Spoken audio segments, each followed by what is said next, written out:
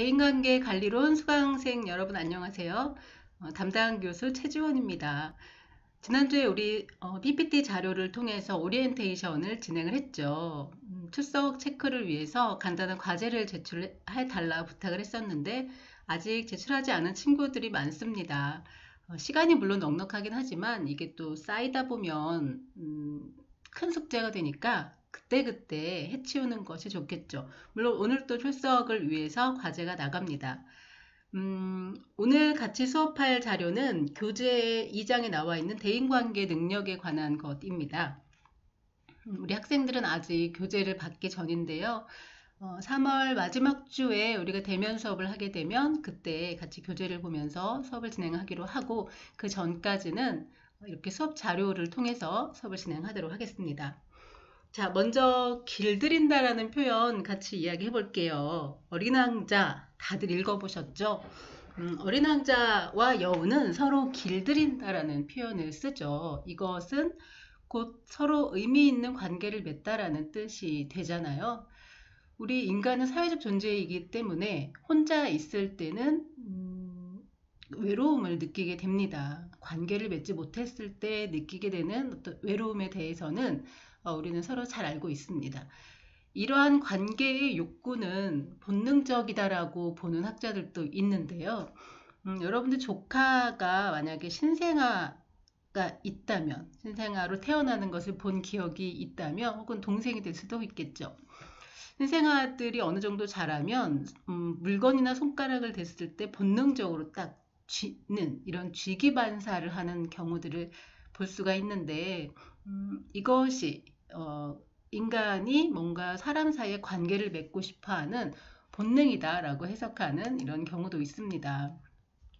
자, 이 인간관계 여러분들 20년 이상 살아오셨을 텐데 인간관계 정말 어렵습니다. 나뿐만 아니라 사람들을 대상으로 설문을 해봤더니 최근에 일어난 가장 괴로운 일이 무엇입니까? 라고 했을 때 50% 이상의 사람들이 의미 있는 그리고 중요한 사람들과의 갈등이었습니다. 라고 대답을 했습니다. 자, 그리고 빅토르 위고는 이런 말을 했죠. 인생에서 가장 큰 행복, 이건 누군가를 사랑하고 또 내가 누군가에게 사랑받고 있다는 확신이 있을 때 행복을 느낄 수 있다.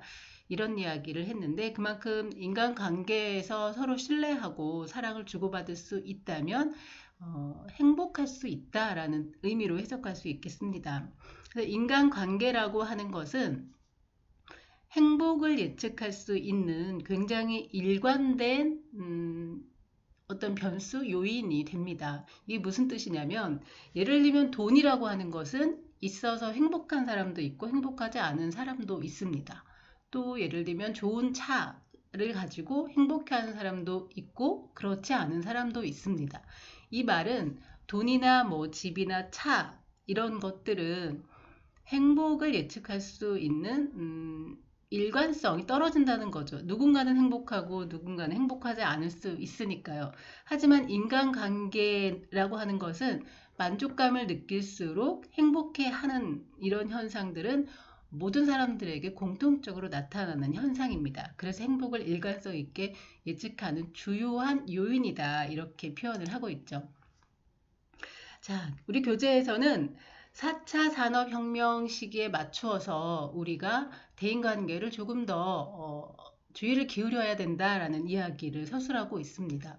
대인관계라고 하면 나 이외에 누군가를 상대해야 되는 것을 이야기하잖아요. 4차 산업혁명에 인간관계는 더 중요해질 수도 있다고 하는 것. 왜 그런 건지 한번 살펴보겠습니다. 자, 우리 1차 산업혁명은 1784년 즈음 해서 기계화가 시작이 됐습니다. 그래서 기계를 통해서 일을 할 수 있다는 것은 인간의 노동력이 증폭되는 이런 의미를 갖고 있죠. 자, 그리고 2차 산업혁명은 단순히 기계뿐만 아니라 대량 생산이 가능해졌고 또 3차 산업혁명은 정보화와 자동화로 설명이 될 수 있습니다. 자, 이런 걸 다 뛰어넘어서 4차 산업혁명, 지금 우리 눈앞에 펼쳐지고 있는 4차 산업혁명은 가상과 현실이 서로 통합되는 이런 시대죠. 우리 중에 누군가는 시간의 3분의 1, 뭐 혹은 4분의 1을 게임 속에서 지내고 있는 경우도 있죠. 현실 세계보다 가상의 세계에서 더 큰 행복을 느끼는 경우도 있고요. 이런 식으로 인공지능 혹은 모든 것이 다 연결되는 사물 인터넷, 그리고 사람의 힘을 받지 않고 스스로 주행을 하는 이런 자율주행차, 또 뭐 버추얼 리얼리티라고 하는 가상현실, 이런 것들이 주도해내는 새로운 세상이 우리 앞에 펼쳐지게 됩니다. 이러한 것들은 인간이 기술을 지배하는 것이 아니라 기술에 의해서 인간이 지배당하거나 혹은 공존하는, 인간과 기술이 공존하는 이런 형식으로 이해할 수가 있는데요. 기계의 능력이 인간보다 탁월해지는 어떤 분야가 발생하기 시작하면서부터 기계가 인간의 어떤 많은 영역들을 대체하게 되고, 그럼 자연스럽게 인간이 소외되는 어떤 현상들이 발생을 하게 되겠죠. 그리고 기술이 증가, 네트워크 기술이 증가하면서부터 우리가 일대 다수의 관계를 맺는 것보다는 보통 우리와 같은 사람들은 개인 대 개인의 관계를 맺는 이런 것들이 좀 더 증가하게 됩니다. 그래서 이런 과정에서 인간성에 대한 고민, 그리고 인간다움, 또 인간의 주체성이나 이런 것들을 회복하고자 하는 열망들이 훨씬 더 커지게 될 것이고요. 기술과 다른 인간만이 할 수 있는 어떤 것, 그런 것들은 서로 관계를 맺는 것이 될 것입니다. 그래서 대인관계, 인간관계는 4차 산업혁명이 발전이 심화될수록 더욱더 인간에게 더 중요한 요소가 될 것입니다. 자, 이런 것들이 현실적으로 와닿지 않는다면 대학생의 인간관계를 한번 살펴보도록 하겠습니다. 자, 여러분들은 이제 대학생이 되었는데요. 대학생들은 대입 전형 후까지는 굉장히 수동적인 인간관계를 맺었다고 해도 틀린 말은 아닙니다. 반 친구들, 학교 친구들, 뭐 조금 더 활발한 인간관계라면 학교 밖의 인간관계들을 조금씩 맺어왔겠지만, 대학생은 더 많은 집단과 교류를 할 수 있는 기회가 늘어나게 되죠. 그리고 10대 때 우리가 갈등하게 되는 것들은 성적 혹은 친구 관계, 이런 것들이라면 20대부터 시작되는 갈등들은 10대와 질적으로 다른 문제들이 발생하게 됩니다. 연애를 하더라도 조금 다른 차원의 연애를 하게 될 것이고, 또 친구와 금전거래라던가 혹은 미래에 대한 어떤 고민, 이런 것들이라면 10대 때와는 좀 더 다른 고민들이 여러분 앞에 펼쳐지게 되겠죠. 자, 그리고 이제 성인이 되었기 때문에 부모에 대한 의존도가 감소를 해서 독립을 하는 친구들도 생기게 될 테고, 또 부모님이나 가족들과의 별개로 독립된 어떤 인지들이 증가하게 될 수도 있습니다. 자, 반면에 대학생이라고 하는 것은 사회인과 점점 가까워지고 있기 때문에 미래에 내가 어떤 준비를 해야 되나, 그런 불안감도 공존하고 있는 시기입니다. 그래서 대학생의 인간관계, 사회 직장인과의 인간관계보다는 조금 그 강도가 덜하겠지만, 그래도 다양한 갈등들을 동반한 관계라고 할 수가 있겠죠. 자, 그럼 이제부터는 다양한 인간관계들을 한번 살펴볼 텐데요. 1차적 관계와 2차적 관계, 수직적, 수평적 관계, 그리고 교환적 관계와 공유적 관계에 대해서 한번 살펴보도록 하겠습니다. 자, 인간관계는 먼저 1차적 관계와 2차적 관계로 나눌 수도 있습니다. 1차적 관계는 내 의지와 상관없이 이 관계가 맺어지는 걸 말하죠. 가입과 탈퇴의 자유가 일단 없고요. 태어났더니 어떤 가족의 구성원이더라. 태어났더니 내가 어떤 지역이더라. 이런 것들입니다. 나에게 선택권이 없이 이미 관계가 맺어져 있는 것들을 1차적 관계라고 하죠. 대표적인 것들이 가족이 있을 수 있겠죠. 2차적 관계는 내가 선택을 할 수 있고, 이것이 영구적인 것이 아니라 가입과 탈퇴가 자유롭기 때문에 일시적인 관계라고 이야기할 수 있겠습니다. 어떤 사람에게 매력을 느껴서 친밀한 관계를 맺었다. 혹은 직업적으로 이해관계가 얽혀져서 관계를 맺게 되었다. 아니면 취미라던가 신념 이런 것들이 같아서 일시적으로 어떤 특정한 관계를 맺게 되는 이런 것들을 2차적 관계라고 할 수 있습니다. 여러분 주변에 가까운 친구는 2차적 관계로 분류가 될 수 있겠죠. 자, 다음은 수직적 관계와 수평적 관계도 있죠. 한국 사회는 권위주의 문화가 조금 남아있기 때문에, 아직도 조금은 남아있기 때문에 이런 수직적 관계에서 완전히 자유로울 수는 없는 사회 현상을 가지고 있는데요. 윗사람이라면 주로 지휘를 하고 통솔을 하고 명령을 하고 본인이 내린 명령에 대해서 책임을 져야 하죠. 그리고 내 밑에 있는 사람들을 보살펴야 하는 이런 책임이 같이 수반이 됩니다. 아랫사람들은 윗사람의 명령에 복종해야 하겠죠. 순응을 한다거나 혹은 나보다 경험이 더 많은 사람에 대한 존경심을 표시하기도 하고요. 집단의 리더 의견을 지지하기도 합니다. 이런 권위주의적인 문화가 젊은 친구들 입장에서는 답답할 수도 있죠. 하지만 이게 장점으로 작용할 수도 있는 것이 집단의 구성원들은 별다른 노력 없이 먼저 경험을 한 사람들의 뒤를 밟으면서 편안하게 뭔가를 학습할 수 있다는 장점이 있고요. 또 아랫사람의 입장에서 어떤 행동을 했을 때 그 책임은 윗사람이 지기 때문에 행동의 자유가 어느 정도 보장된다는 이런 장점도 있습니다. 안전한 울타리라고 할 수 있을까요? 자, 그 밖에 다른 수평적 관계에 대해서는 우리가 별다른 설명을 하지 않아도 알 수 있겠죠. 자, 이번엔 공유적 관계와 교환적 관계에 대해서 한번 살펴보겠습니다. 자, 공유적 관계는 모든 것을 같이 공유하는 거죠. 이건 내 것이 없고 우리 모두의 것입니다. 상대가 느끼는 감정에 대해서 굉장히 기민하게 반응을 하고 상대의 어떤 결과에 대해서 책임감을 느낍니다. 내가 뭔가 상대에게 하나를 줬으니까 하나를 받겠다 이런 계산이 자체가 아예 없고요. 서로 개별적인 개체라는 생각보다는 우리는 하나 이런 생각들이 강하죠. 상대가 행복하면 나도 행복하고 불행하면 나도 불행하다라고 인식을 합니다. 우리가 생각할 수 있는 가족의 형태는 공유적 관계죠. 물론 가족 관계라고 해서 모두 다 공유적 관계에 있는 것은 아니지만 상대적으로 가족은 공유적인 관계에 놓여지게 될 가능성이 높습니다. 반면 교환적인 관계는요, 상호 의존하지는 않습니다. 그리고 상대가 불행에 빠졌다 하더라도 유감을 표할 수는 있지만 그 감정에 대해서 내가 어떤 책임감을 느끼지는 않습니다. 그건 그가 감당해야 될 일이라고 생각을 하는 거죠.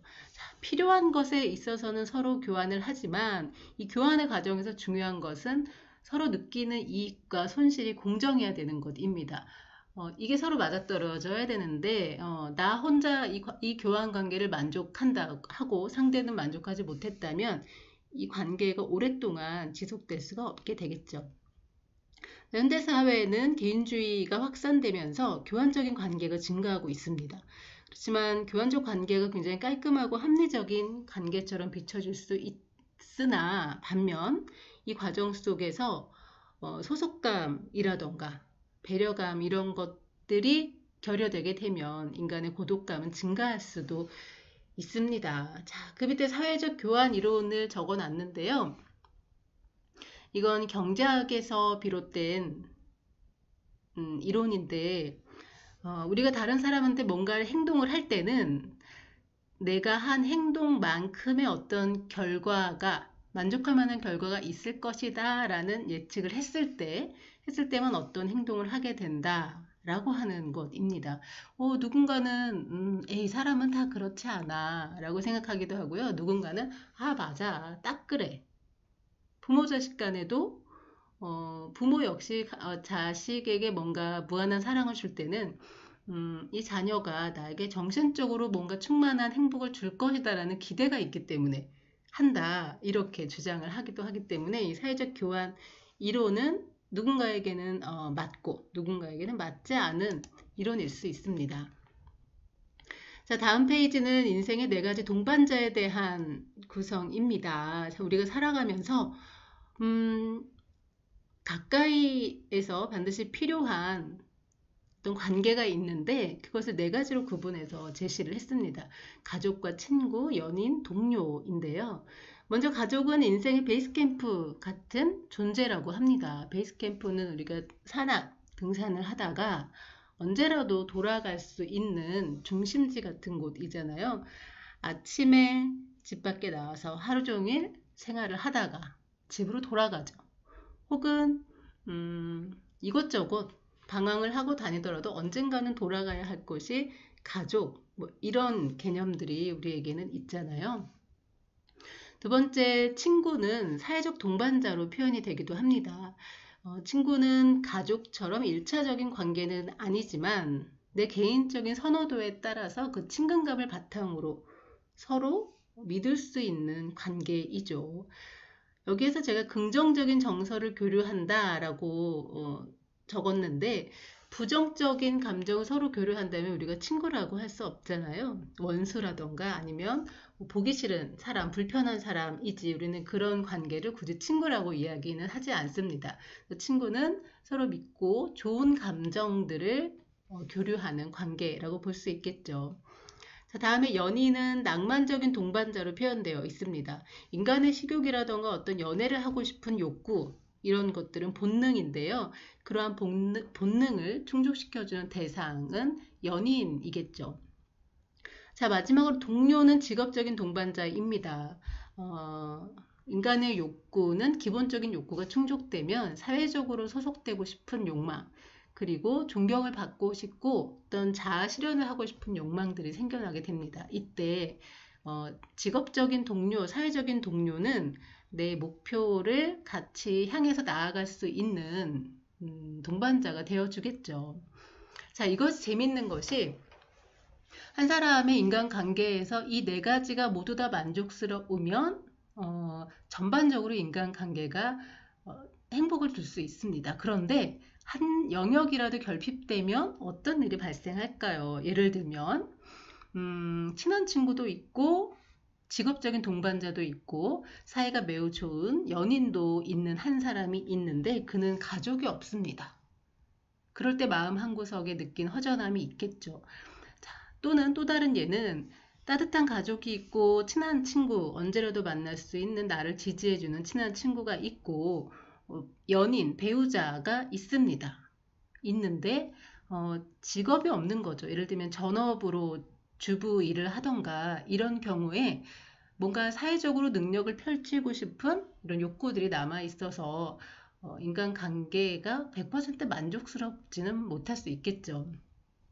그래서 인생의 4가지 동반자의 개념은 이 4가지가 골고루 만족스러울 때 우리 인간관계에 큰 만족을 느낄 수 있는 반면 어느 한 영역이라도 결핍이 되면 불만을 느낄 수 있다. 이렇게 이해하시면 되겠습니다. 자, 그리고 우리 각자의 성격에 따라서 인간관계가 다른 특징을 나타낼 수도 있는데요.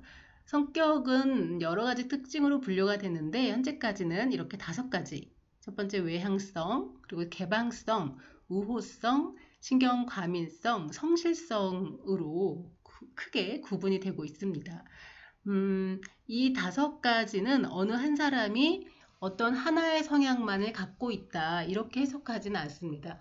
우리는 이 5가지 성격을 모두 다 가지고 있는데 뭐 예를 들면 외향성이 강한데 개방성은 약하다던가 반면 거기에다 더하기 우호성은 높고 신경과민성은 뭐 낮다라던가 이런 식으로 많이 가지고 있거나 적게 가지고 있거나 라는 형식으로 이 5가지 특징을 우리는 다 한 사람 내에서 발견할 수 있습니다.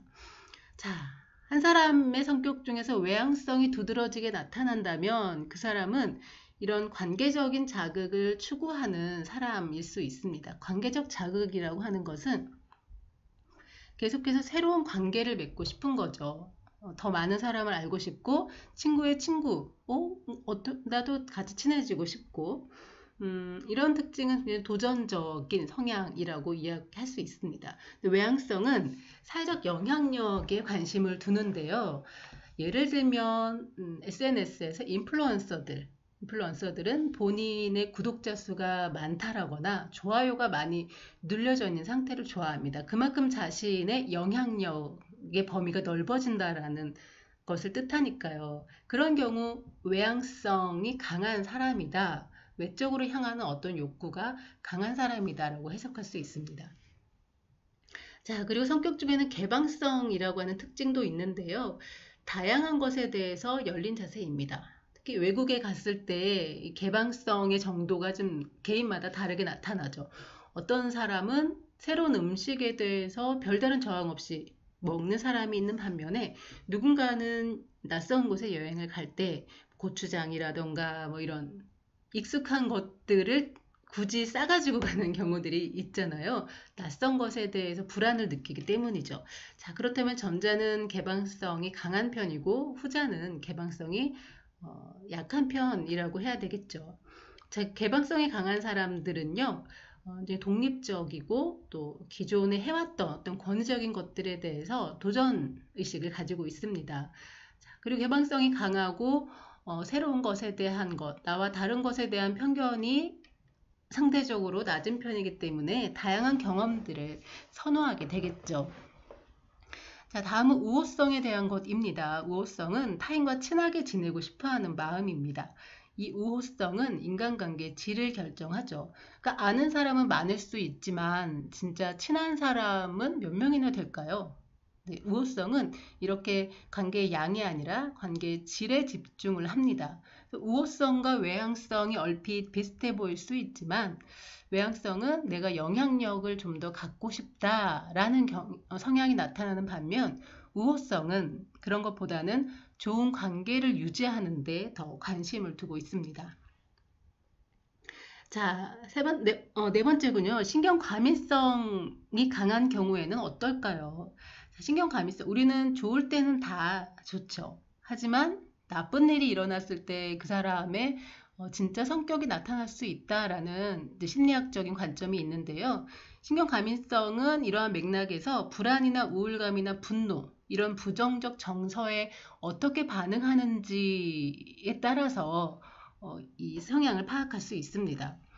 그래서 불안 상황에 놓여 있을 때 혹은 어떤 우울한 상황에 놓여 있을 때 반응하는 정도가 개인마다 다 다르죠. 같은 상황인데 A라는 친구는 별다른 불안감을 느끼지 않는 반면 B라는 친구는 굉장히 작은 일에도 신경이 날카로워져 있습니다. 그렇다면 A라는 친구는 신경과민성이 낮은 편이고 B라는 친구는 신경과민성이 높은 편이라고 할 수 있겠죠. 다시 말하지만 한 사람의 성격 안에서 신경과민성이 높고 개방성이 낮고 이런 식으로 각각의 성격이 높고 낮게 나타난다. 이렇게 이해를 하시면 되겠습니다. 신경과민성이라고 하는 것은 어떤 부정적인 경험을 한 후에 좀 더 증가하는 성향을 나타나는데요. 트라우마라고 하죠. 수영, 물 트라우마가 있어요. 라고 하면 신경과민성이 낮은 친구들은 예를 들면 수영을 하다 수영을 못해서 실수해서 물에서 약간 허우적거리는 경험을 했다. 이것에 대해서 별로 크게 생각하지 않습니다. 하지만 신경과민성이 높은 친구들은 그러한 불안했던 혹은 두려웠던 경험을 하고 난 후에는 물에 대한 트라우마가 더 강력해지는 이런 결과가 나타날 수 있겠죠. 자, 마지막 성실성에 관한 것입니다. 성실성은 스스로 조절하고 통제할 수 있는 것, 그리고 자기 행동에 대해서 자기가 말한 것에 대해서 책임을 지려고 하는 성향이 강합니다. 그런데 어떻게 보면 융통성 없어 보이고 좀 완고해 보일 수가 있겠죠. 이런 성실성이 너무 과한 사람은 융통성이 떨어져서 인간관계에서 좀 갈등을 겪기도 합니다. 하지만 성실성이 강하다라고 하는 것은 이미 예측할 수 있고 어떤 규칙성을 가지고 있기 때문에 그 사람은 관계를 맺게 되면 돌발적인 상황이 없죠. 그래서 매우 안정적이고 신뢰할 수 있는 관계를 맺게 될 가능성이 높게 됩니다. 자, 이러한 성격은 우리가 태어날 때 어느 정도 성향으로 갖고 태어나기도 하고 또 어떠한 계기를 통해서 바뀌기도 합니다. 이런 성격이 본인의 성격이 어떠한지를 살펴보고 성격에 따라서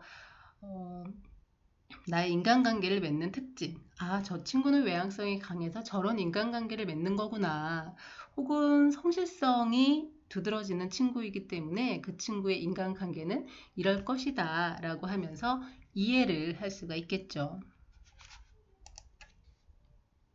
자, 다음은 인간력을 키우는 습관에 대해서 살펴보겠습니다. 자, 교재에는 인간력을 키우기 위해서 어떻게 해야 되는지 책의 내용을 인용하면서 6가지 마음 습관을 제시하고 있습니다. 자, 첫 번째는 자신이 미숙한 존재임을 인정하라 라고 되어 있는데요. 이런 질문을 해볼 수 있겠죠. 과연 완벽한 존재인가? 나라는 사람이 완벽하지 않다라는 것은 어느 누구나 알고 있습니다. 그렇다면 내가 실수할 가능성은 언제든지 존재하겠죠. 내가 잘못할 가능성도 언제든지 있겠죠. 이걸 염두에 둔다면 인간관계에서 내가 옳다라고 끝까지 고집하는 일은 없을 겁니다. 그리고 누군가가 말을 걸어주고 눈 맞춰주기를 기다리는 경우들이 있죠. 하지만 인간관계, 좋은 대인관계를 위해서는 먼저 말을 걸고 또 먼저 눈을 맞추고 눈이 맞춰졌다면 미소를 짓고 이런 행동들이 훨씬 더 긍정적인 효과를 가져올 수 있겠죠.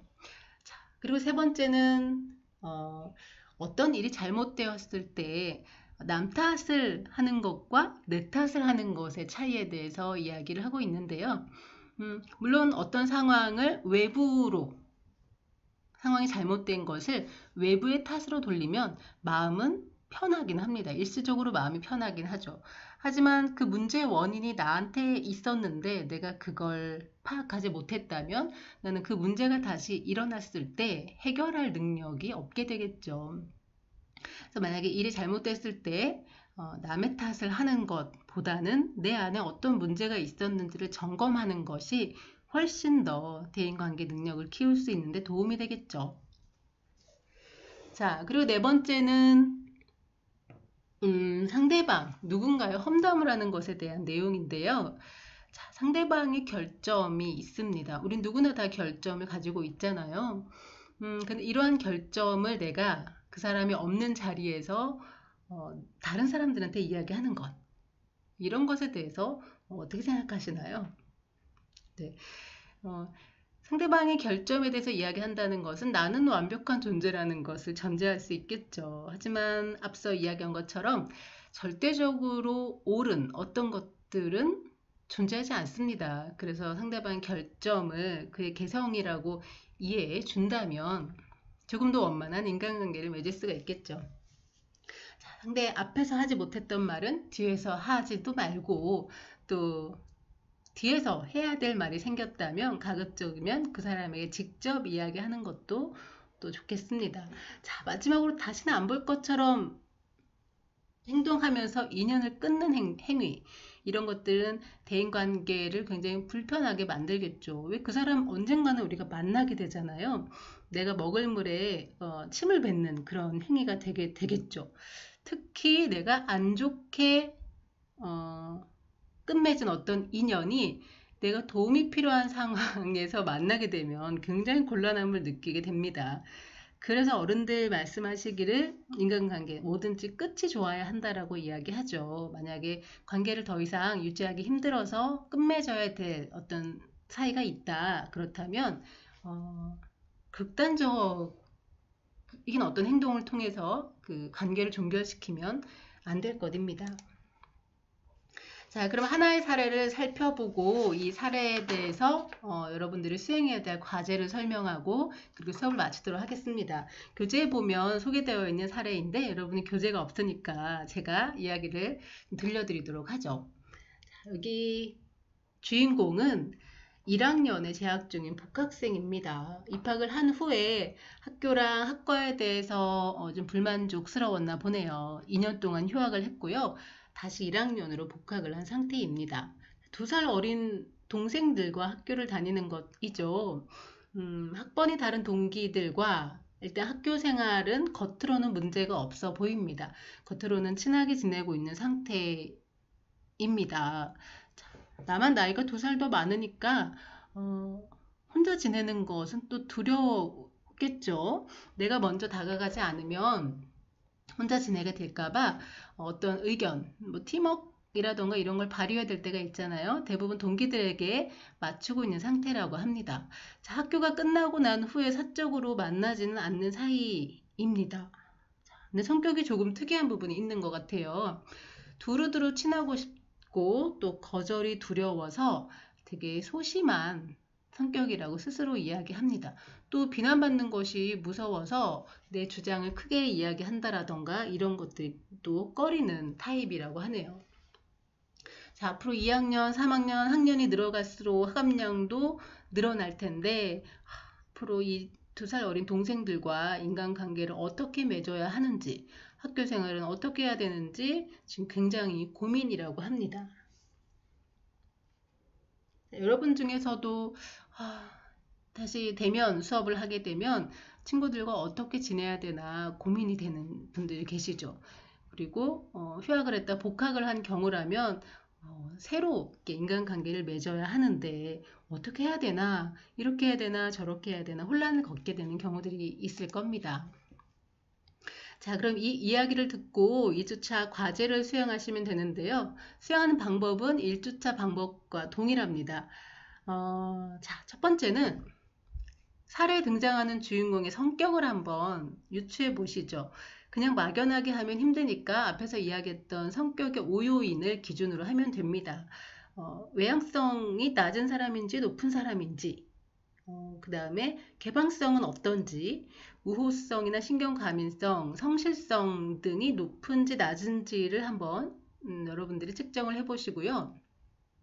그리고 두 번째로 동기들은 편하게 대해준다고 합니다. 그런데 나는 그게 스스로 어색하고 불편하다는 거죠. 그 이유가 도대체 뭘까요? 나는 지금 이 친구들보다 2살이 많은 상태인데 동기들은 스스럼 없이 대해주고 있습니다. 나는 왜 불편할까요? 이유가 뭘까요? 생각해 보시고요. 자, 세 번째, 불편하고 어색한데 한편으로는 친하게 지내고 싶은 마음도 있다고 합니다. 이건 또 무슨 마음일까요? 근데 불편하고 어색한데 왜 그럴까요? 자, 이것도 한번 생각해 보시고요. 자, 학교 생활을 잘 하고 싶은 것 같아요.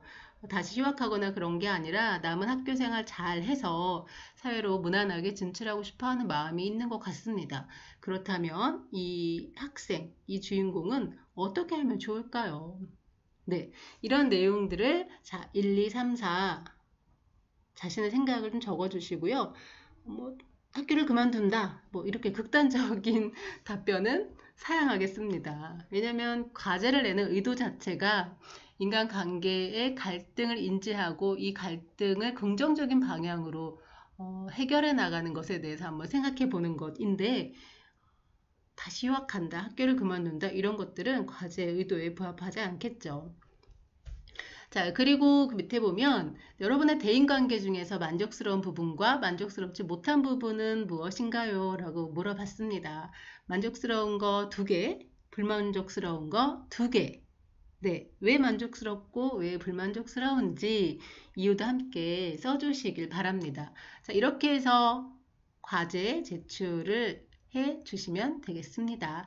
자, 그럼 이렇게 해서 오늘 2주차 수업은 마치도록 하겠습니다.